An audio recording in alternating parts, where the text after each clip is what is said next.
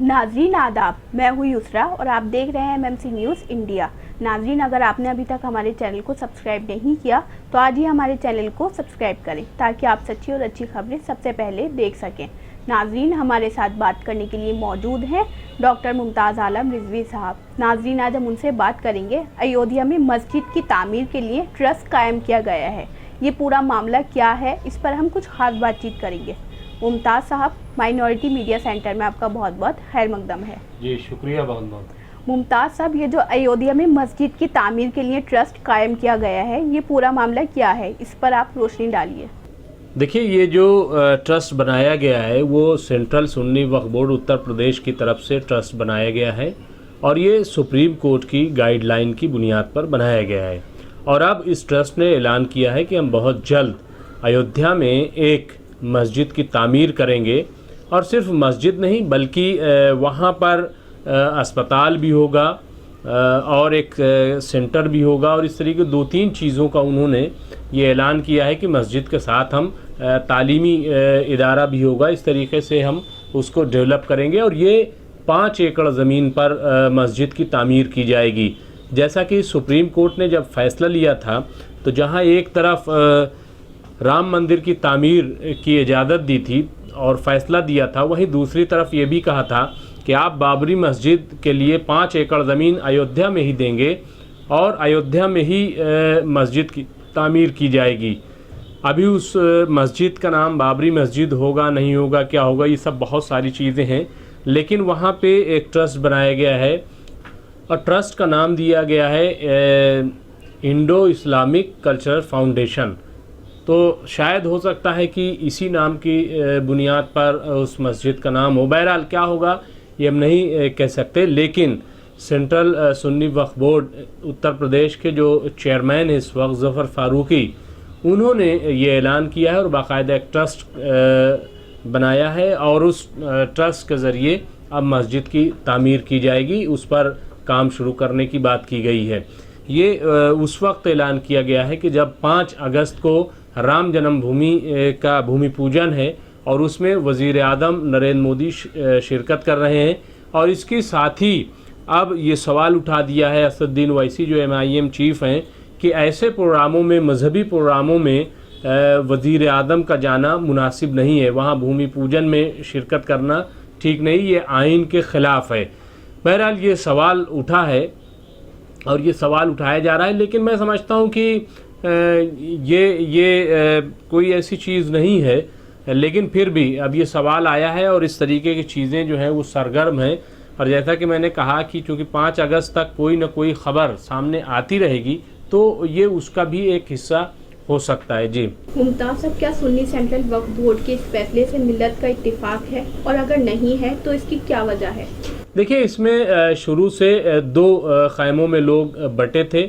एक ख़ैमे ने इसका इस्तकबाल किया था कि हाँ ठीक है, हम दूसरी जगह मस्जिद अयोध्या में तामीर कर लेंगे, और दूसरे ख़ैमे ने ये कहा था कि चूँकि जब एक बार मस्जिद तामीर हो जाती है तो वो हमेशा मस्जिद ही रहती है, उसको बदला नहीं जा सकता है।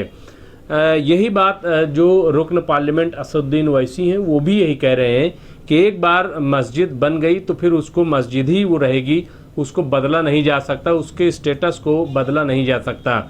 यानी बाबरी मस्जिद, असदुद्दीन ओवैसी कहना है कि हमेशा बाबरी मस्जिद ही रहेगी, ख्वाह उस पर कुछ भी तामीर हो जाए, ये उनका कहना है। लेकिन हम आपको बताएं कि एक बार इसी तरीके का एक कानून बनाया जा रहा था जब UPA की सरकार थी, युसरा साहबा, और उसमें ये कहा जा रहा था कि अगर कोई मुतनाज़ा जगह होगी तो हम उस जगह को फ़रोख्त कर सकेंगे, यानी वक्फ बोर्ड की जगह को फ़रोख्त करके और दूसरी जगह हम ले करके और उसकी तामीर करेंगे। तो ये एक चीज़ है। दूसरी चीज़ ये कि आप सऊदी वगैरह में देखें कि अभी जब डेवलपमेंट हो रहा था तो वहाँ कई मस्जिदें इस तरीके से वहाँ पे मुनहदिम की गई और उनकी तामीर दूसरी जगह हुई।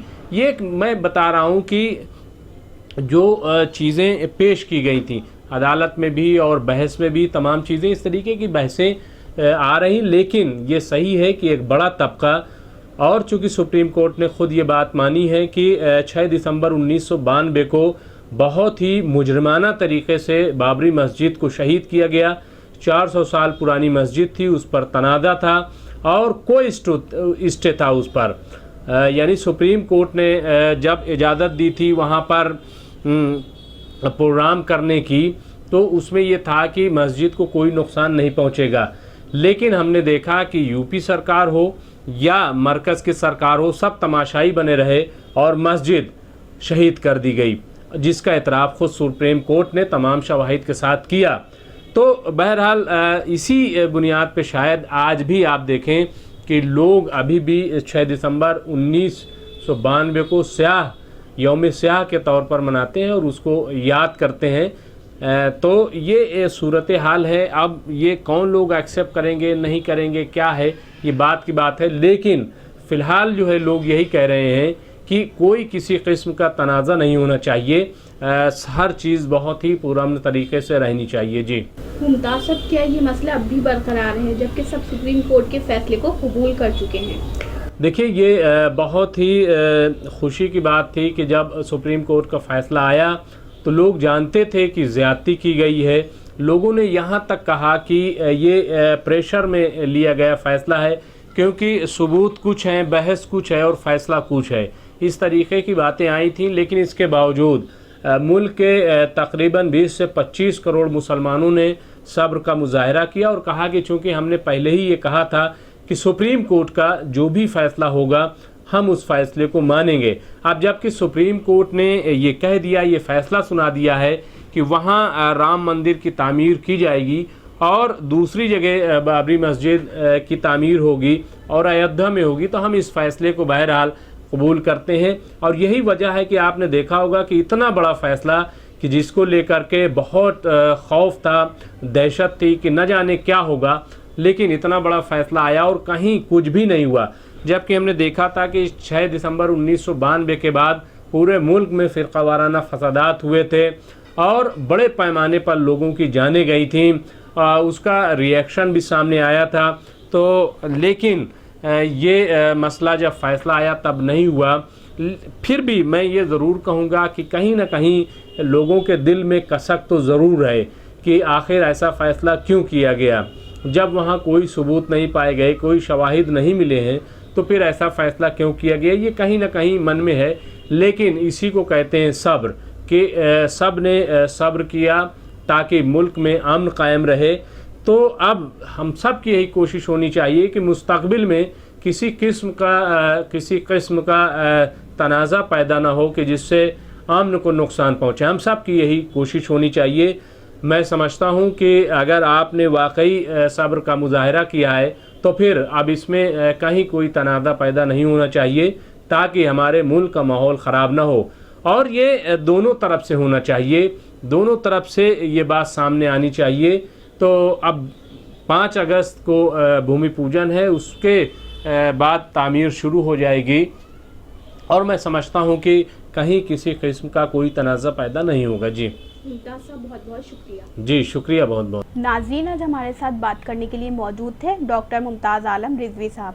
नाज़रीन, आज हम उनसे बात कर रहे थे अयोध्या में मस्जिद की तामीर के लिए ट्रस्ट कायम किया गया है। दूसरा अहम सवाल हमने किया था क्या सुन्नी सेंट्रल वक्फ बोर्ड के इस फैसले से मिल्लत को इत्तिफाक है? अगर इत्तिफाक नहीं है तो क्यों नहीं है, इसकी क्या वजह हो सकती है? तीसरा अहम सवाल हमने किया था कि ये मसला बार बार क्यों उठाया जा रहा है, क्या ये मसला अभी बरकरार है जबकि सब सुप्रीम कोर्ट के फैसले को मान चुके हैं।